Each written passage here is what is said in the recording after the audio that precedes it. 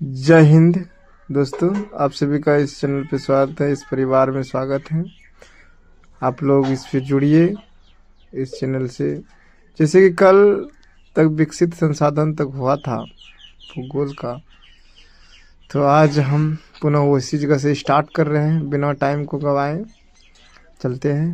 भंडार संसाधन, ठीक है। विकास के स्तर के आधार पर संसाधन हो रहा था और भंडार संसाधन अब हम लोग पढ़ने के लिए जा रहे हैं। इसको देखते हैं। आप लोग जुड़िए और इस पे और सारे इम्पोर्टेंट सब जो भी होगा क्वेश्चन यहाँ पे मिलेगा आप लोग को इस चैनल के माध्यम से। देखिए, ये संसाधन जो है, जैसे कि आगे हम लोग पढ़े थे, उसी का एक छोटा सा टॉपिक है ये भंडार संसाधन। और इसको हम लोग बारीकी से पढ़ते हैं ताकि आने वाले एग्जाम में आप लोग को आसानी हो, सुविधा हो। चलिए अब टाइम को गवाए बिना चलते हैं। भंडार संसाधन, हालांकि ये संसाधन कुछ ऐसे होते हैं जो कि हमारे पर्यावरण में भंडारित है। तो यहाँ डिफिनेशन के अनुसार चलते हैं। भंडार संसाधन वैसे संसाधन जो पर्यावरण में उपलब्ध हो, यानी कि उसको वो बहुत सारा उपलब्ध होता है, पर्यावरण में रहता है, उपलब्ध हो तथा मानवीय आवश्यकताओं की पूर्ति में सक्षम हो, यानी कि वो मानव आवश्यकता की पूर्ति कर सकता है, लेकिन उपयुक्त प्रौद्योगिकी के अभाव में इसका उपयोग नहीं किया जा रहा हो, उसे भंडार उपयोग नहीं किया जा रहा हो, उसे भंडार संसाधन जैसे जल और हाइड्रोजन, ऑक्सीजन की होगी। ये सब भंडार संसाधन के उदाहरण। जैसे कि आप लोग जानते हैं कि सूर्य हीलियम और हाइड्रोजन के संयोग से कितनी बड़ी ऊर्जा उत्पन्न होती है, उसी प्रकार से हम लोग को बहुत सारी पता है। और भंडार संसाधन जो है वो संचित है, बहुत ज़्यादा संसाधन हमारी धरती पे है, लेकिन उसका तकनीक की प्रौद्योगिकी के अभाव की वजह से उसका उपयोग नहीं कर पा रहे हैं, ठीक है। हाइड्रोजन हीलियम से जैसे हम लोग जानते हैं सूर्य में बहुत सारा ऊर्जा मिलता है, लेकिन यहाँ पर जो है उसका उतना बड़ी तकनीक नहीं है, जिसकी वजह से हम लोग उसका उपयोग नहीं कर पा रहे हैं, ठीक है। और ये संसाधन जो है बहुत सारा है, बहुत सारा भंडार है, इसीलिए इसको भंडार संसाधन कहा गया। बहुत बड़ा भंडार है इसका, ठीक है, इसीलिए इसको हम भंडार संसाधन कहते हैं। दूसरा संसाधन है प्यारे बच्चों, आगे चलते हैं हम लोग फिर से एक बार। वैसे संसाधन जो पर्यावरण में उपलब्ध हो और तथा मानवीय आवश्यकताओं की पूर्ति में सक्षम हो, लेकिन प्रौद्योगिकी के उपयुक्त प्रौद्योगिकी के अभाव में इसका उपयोग नहीं किया जा रहा हो, उससे भंडार संसाधन कहते हैं, जैसे जल, हाइड्रोजन एवं ऑक्सीजन के यौगिक, ठीक है। ये हमारे संसाधन के उदाहरण है। दूसरा नेक्स्ट चलते हैं हम लोग, संचित कोश संसाधन, ठीक है। उसी का ये एक रूप है, भंडार संसाधन का ही है। तो संचित कोश संसाधन वो भी उसी प्रकार से है, यानी कि ज़्यादा कुछ अंतर है नहीं। वो भंडार संसाधन और संचित कोश संसाधन दोनों लगभग सेम। संचित कोश संसाधन किसे कहते हैं, यहाँ पे आप लोग हेडिंग डाल दीजिएगा, संचित कोश संसाधन। तो इसको क्या बोलेंगे हम लोग, संचित कोश संसाधन ऐसे संसाधन भंडार संसाधन के ही अंश होते हैं। ये हालांकि भंडार ही संसाधन के अंश है, उसी से रिलेटेड है। जिस प्रकार संचित रहता है, किसी जगह पर एकत्रित है, लेकिन तकनीक के अभाव की वजह से वो जो है ना उसका उपयोग हम लोग नहीं कर पा रहे, ठीक है। लेकिन हाँ, हम लोग उसका उपयोग कर सकते हैं। भविष्य पीढ़ी में बहुत ज़्यादा ये संसाधन होते हैं। चलते आगे फिर से एक बार। संचित को ऐसे संसाधन भंडार संसाधन के ही अंश होते हैं, ठीक है। आगे चलते हैं। लेकिन उपलब्ध तकनीक के अभाव में इसका उपयोग प्रारंभ नहीं हुआ है। यह भविष्य की पूंजी है, यानी भविष्य में इसको उपयोग करने की बहुत सारे असीम, यानी बहुत सारा इसका उपयोग हम लोग कर सकते हैं, ठीक है। एग्जाम्पल अब बोलते हैं, बहुत सारा उपयोग कर सकते हैं, यानी बहुत ज़्यादा ये भविष्य में इसका उपयोग कर सकता है। अभी उपयोग नहीं, तकनीक की वजह से, तकनीकी अभाव की वजह से इसका उपयोग हम लोग नहीं कर पा रहे, ठीक है प्यारे बच्चों। तो आगे इसका एग्जाम्पल है नदी जल। हालांकि जिस प्रकार से उसमें हाइड्रोजन और ऑक्सीजन ये था ना, इसी प्रकार से इसमें नदी जल है। नदी का जल है, बहुत कम इसका उपयोग हो, मतलब हालांकि है अभी उतना, लेकिन नहीं है, बहुत ही कम मात्रा में इसका उपयोग हुआ है। और जैसे ही इसका हम लोग बहुत ज़्यादा उपयोग करने की कोशिश, उतना तकनीक नहीं है हमारे पास, ठीक है, उतना तकनीक हम लोग के पास नहीं है। तो नदी जल से बहुत सारा ऊर्जा प्राप्त कर सकते हैं हम लोग, बहुत सारा ऊर्जा प्राप्त कर सकते हैं, ठीक है। तो ये एक प्रकार का हमारा संचित कोष संसाधन था और उससे ऊपर भंडार संसाधन था। तो ये दोनों एग्जाम के दृष्टिकोण से बहुत ही इम्पोर्टेंट है। और आगे हम लोग जो है ना फिर से इसी का जो पार्ट है, जो भी दूसरा पार्ट है, यहाँ तक तो ये जो संसाधनों का वर्गीकरण था वो लगभग प्यारे बच्चों समाप्त हो गया। अब आगे है हम लोग के पास संसाधन नियोजन। नेक्स्ट टॉपिक संसाधन नियोजन। अब संसाधन नियोजन का मतलब क्या होता है? नियोजन का मतलब है संसाधनों को बिना क्षति पहुंचाए उसका उपयोग करना, ठीक है। ऐसा नहीं, बहुत सारे संसाधन हमारे धरती पर अगर जहाँ उसका बिना भविष्य पीढ़ी के का चिंता किए उसका उपयोग कर ले तो वो कहीं ना कहीं क्या हो जाएगा, खत्म हो जाएगा, नुकसान हो जाएगा और वो क्षतिग्रस्त हो जाएगा। तो हम लोग को क्या करना है, संसाधनों का नियोजित उपयोग करना है, ठीक है, विवेकपूर्ण उपयोग करना है, ताकि आने वाले भविष्य पीढ़ी में भी उसका उपयोग हम कर सकते हैं। यानी कि बहुत ज़्यादा हम लोग बोल सकते हैं कि संसाधन जो होते हैं, संसाधनों को हालांकि हम लोग कहीं ना कहीं जितना संभाल के उसका उपयोग करेंगे उतना ही हमारे लिए बेनिफिट है। बहुत ज़्यादा ये माइंड से सोचने वाली बात है कि जितना संसाधन हमारे लिए इम्पोर्टेंट है, क्योंकि कोई भी देश तभी डेवलप होता है जब वहाँ के संसाधन जो है संरक्षित होता है, विवेकपूर्ण होता है और मतलब कि उसको हम लोग कहीं ना कहीं बर्बाद ना करके सही दिशा में उसका उपयोग करते हैं। तो संसाधन का नियोजन जो है एक प्रकार से किसी भी देश के लिए बहुत इम्पोर्टेंट होता है, बहुत ज़्यादा ज़रूरी होता है संसाधन, कि भाई संसाधन का उपयोग हम लोग कर तो रहे हैं, लेकिन हाँ उसका नियोजन भी करना बहुत ज़रूरी है। क्योंकि सिर्फ उपयोग करने से कुछ नहीं होता है प्यारे बच्चों, ठीक है। सिर्फ उपयोग करेंगे हम लोग, ख़राब हो जाएगा। यानी कि जैसे कि कोई गांव में कोयला का भोज वगैरह कर रहे हैं, तो सोचिए हजार अगर जब घर में कोयला का भोज, कोयला से भोज हो तो कितना दुखमय बात है, क्योंकि उससे तो कोयला से हम लोग ऊर्जा निकालेंगे। इसीलिए हम लोग को संसाधन नियोजन की ज़रूरत है, आवश्यकता है, ताकि हम लोग कहीं ना कहीं अपने संसाधनों को बचाएं। क्योंकि संसाधन एक प्रकार से क्या है, वह एक प्रकार से समाप्य संसाधन होते हैं, ठीक है, समाप्य संसाधन होते हैं। तो हम लोग कहीं ना कहीं उसको बचा के जितना यूज कर सकते हैं उतने बेनिफिट है। और संसाधन का नियोजन देखते हैं थोड़ा सा डिफिनेशन के अनुसार से। संसाधन नियोजन, संसाधन नियोजन, संसाधनों का विवेकपूर्ण उपयोग ही संसाधन नियोजन कहलाता है। यानी कि उसको बिना बर्बाद किए सतत उसका चलाए रखे।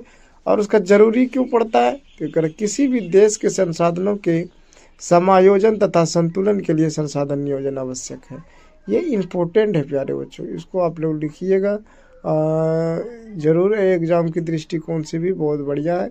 इसके बाद का जो टॉपिक है, एक छोटा सा टॉपिक है पृथ्वी सम्मेलन, हालांकि उसको भी हम लोग बताएंगे, लेकिन ये संसाधन नियोजन बहुत महत्वपूर्ण है।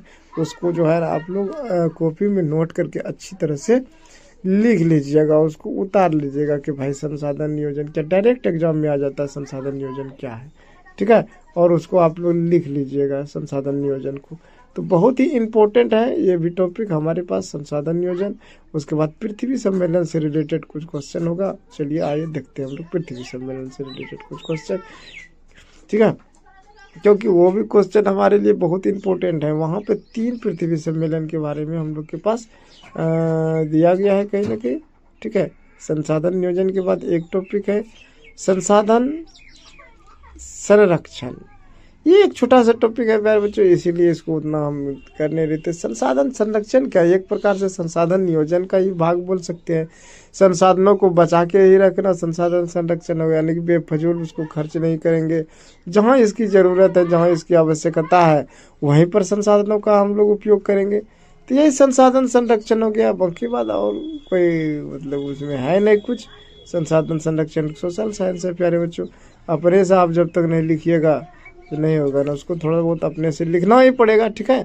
तो चलते हैं अब जो दूसरा टॉपिक है हमारे पास, पृथ्वी सम्मेलन। और ये पृथ्वी सम्मेलन जैसे कि हम बताएं कि 3 प्रकार के होते हैं, उसके बारे में हम लोग जानेंगे पृथ्वी सम्मेलन के बारे में, ठीक है। पृथ्वी सम्मेलन के बारे में जानते हैं, तो वो भी हमारे लिए इम्पोर्टेंट है कि पर्यावरण से संबंधित वो टॉपिक है, क्योंकि बिहार बोर्ड में लगातार बार बार कई बार से पूछा जा रहा है कि भाई पृथ्वी सम्मेलन के से ऑब्जेक्टिव और सब्जेक्टिव दोनों है। ठीक है प्यारे बच्चों, तो वहाँ पर भी हम लोग चलेंगे। पृथ्वी सम्मेलन 3 प्रकार के होते हैं, प्रथम, द्वितीय और तृतीय। और इसमें जो हमारे वो है उसी के लिए मतलब है कि भाई पृथ्वी को किस प्रकार से ग्लोबल वार्मिंग से बचाया जाए, गैस से बचाया जाए, या किसी भी प्रकार से हानिकारक पदार्थों से पूरी दुनिया में मतलब उसी पार्टिसिपेट किया है, भाग लिया है। तो वो भी टॉपिक कहीं ना कहीं हमारे लिए क्या है, इम्पोर्टेंट है। इम्पोर्टेंट ही नहीं बल्कि बहुत ज़्यादा इम्पोर्टेंट है, इसीलिए उसको भी हम लोग देखेंगे। तो आई होप कि आप लोग को संसाधन नियोजन समझ में आ गया होगा, संसाधन संरक्षण। ठीक है, ज़्यादा कुछ है नहीं इसमें। संसाधन संरक्षण में बोलेंगे संसाधनों का संरक्षण अति जरूरी है, क्यों है, तो उसको आप लोग लिख भी सकते हैं कि भाई क्यों जरूरी है संसाधनों का संरक्षण, क्यों नहीं जरूरी है। इम्पोर्टेंट है क्योंकि संसाधन का संरक्षण नहीं करेंगे तो आने वाली भावी पीढ़ी में वो समाप्त हो जाएगा। ठीक है, चलिए आगे के टॉपिक में हम लोग चलते हैं थोड़ा सा धीरे धीरे, ताकि ज़्यादा लेट ना हो, क्योंकि वीडियो बड़ा हो जाता है तो थोड़ा सा मज़ा नहीं आता है। ठीक है, तो इसको हम लोग चलते हैं। हाँ, फिर से स्वागत है आप लोग का। चलिए आप चलते हैं प्यारे बच्चों प्रथम पृथ्वी सम्मेलन के बारे में। पृथ्वी सम्मेलन 3 प्रकार के होते हैं, हम बार बार बता रहे, लेकिन यहाँ से रिलेटेड क्वेश्चन पूछा जाता है। चलिए पृथ्वी सम्मेलन में से प्रथम पृथ्वी सम्मेलन। ठीक है, प्रथम पृथ्वी सम्मेलन जो है ये 3 प्रकार के सम्मेलन होता है, बार बार हम बता रहे हैं। अब यहाँ पर फर्स्ट है प्रथम पृथ्वी सम्मेलन, जो 3 से 14 जून और 1992 को स्टार्ट हुआ था। कहाँ, तो रियो डी जेनेरो में। ये ब्राज़ील में पड़ते हैं प्यारे बच्चे। रियो डी जेनेरो कहाँ पड़ते हैं, ब्राज़ील नाम के देश में 1992 ईस्वी में रियो डी जेनेरो नामक शहर में हुआ था। और इसमें देश के लगभग 178 प्रतिनिधि ने भाग लिया था, विभिन्न देश के। ठीक है, बहुत सारे देश था और उन्हीं विभिन्न देशों में से लगभग 178 प्रतिनिधि ने भाग लिए थे इसमें। और इसका मुख्य उद्देश्य जो था, इसका प्रतिनिधि मुख्य उद्देश्य था ग्लोबल वार्मिंग और वन संरक्षण, जैव विविधता। ग्लोबल वार्मिंग, वन संरक्षण और उधर आपका जैव विविधता हो गया। इन तीनों पर इन लोगों ने इस सम्मेलन हुआ था और इस पर ये काम हुआ था। तो फिर से जो है अब द्वितीय पृथ्वी सम्मेलन जो है प्यारे बच्चों, द्वितीय पृथ्वी सम्मेलन के बारे में भी हम लोग जानेंगे। हाँ, 1992 में याद रखना, प्रथम पृथ्वी सम्मेलन 1992 रियो डी जेनेरो, और 178 प्रतिनिधि ने भाग लिया था। ग्लोबल वार्मिंग, वन संरक्षण और जैव विविधता पर इस पे बल दिया गया था। ठीक है, अब चलते हैं हम लोग नेक्स्ट जो होगा हम लोग का प्रथम के बाद द्वितीय। चलिए अब चलते हैं द्वितीय पृथ्वी सम्मेलन। इसमें कोई खास नहीं है प्यारे बच्चों, ज़्यादा कुछ है नहीं। तो ये द्वितीय पृथ्वी सम्मेलन जो बस ईस्वी इसका याद रखिएगा कि प्रथम पृथ्वी सम्मेलन 23 से 27 जून 1997 को 9 छूट गया प्यारे बच्चों। ठीक है, यहाँ पे ध्यान से दे दीजिएगा, 1997 हो जाएगा। 1997 न्यूयॉर्क शहर न्यूयॉर्क में हुआ था। जिस प्रकार रियो डी जेनेरो ब्राज़ील में हुआ था ना, उसी प्रकार से न्यूयॉर्क में हुआ था। इसे +5 सम्मेलन भी कहा जाता है। क्यों, क्योंकि ये 5 साल के बाद इकट्ठे ये हुआ था, इसीलिए इसको प्लस सम्मेलन भी कहा जाता है। +5 सम्मेलन कहा जाता है द्वितीय पृथ्वी सम्मेलन को। ठीक है मेरे बच्चों, उसको कहा जाता है। अब हम लोग इसे प्लस सम्मेलन भी कहा जाता है, याद रखिएगा। अब आगे जो चलेंगे हम लोग तृतीय पृथ्वी सम्मेलन। ठीक है, आगे कहाँ पे चलेंगे हम लोग, तृतीय पृथ्वी सम्मेलन की ओर चलेंगे। तृतीय पृथ्वी सम्मेलन क्या है प्यारे बच्चों, 26 अगस्त से 4 सितंबर 2002, 26 अगस्त 4 सितंबर 2002 को ये स्टार्ट हुआ था। कहाँ, तो जोहान्सबर्ग में हुआ था। कहाँ, जोहान्सबर्ग में आयोजित हुआ था। और पर्यावरण संबंधी 150 धाराओं, समझ रहे हैं, इस पर विचार किए थे। और विश्व के लगभग 2000 प्रतिनिधि ने भाग लिया था। इसमें बहुत ज़्यादा होता है प्यारे बच्चों, 2000 प्रतिनिधि, और देश के लगभग 2000 प्रतिनिधि ने भाग लिया था। तो ये भी सम्मेलन हमारे लिए बहुत ज़्यादा इम्पोर्टेंट में से एक है। एक छोटा सा टॉपिक और बचा है हम लोग के पास, क्योटो सम्मेलन। क्योटो सम्मेलन भी रिलेटेड है इसी से, पर्यावरण से। तो उसको भी हम लोग कहीं ना कहीं देख लेते हैं कि भाई क्योटो सम्मेलन क्या है, क्योंकि वो भी पर्यावरण विविध से ही रिलेटेड है कि भाई पर्यावरण। चलिए आते हैं तो आगे चले बच्चे। ठीक है, एक बार फिर से आ गया हम। क्योटो सम्मेलन क्या है, क्योटो सम्मेलन ये दिसंबर 1997 को हुआ था, यानी कि द्वितीय पृथ्वी सम्मेलन के लगभग उसी वर्ष हुआ था ये।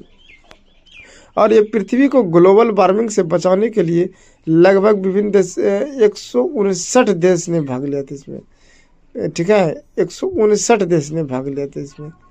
और उसमें मूल रूप से जो ग्लोबल वार्मिंग के लिए 6 गैसों को उत्तरदायी माना था। पहला है carbon dioxide, methane, N2O, HFC, perfluorocarbon और सल्फर हेक्साक्लोराइड लास्ट में प्यारे बच्चों, ये सब को जिम्मेवार माना था किसके लिए, ग्लोबल। और ये विश्व पर्यावरण सम्मेलन या ग्रीन हाउस सम्मेलन के नाम से भी जाना जाता है। इसे विश्व पर्यावरण सम्मेलन या ग्रीन हाउस सम्मेलन के नाम से भी जाना जाता है। ठीक है, तो यहाँ तक किसी को दिक्कत नहीं होना चाहिए। चलिए, आई होप कि आप लोग को वीडियो ज़रूर अच्छा लगा होगा। दूसरे दोस्तों के साथ ज़रूर शेयर करिए इसको।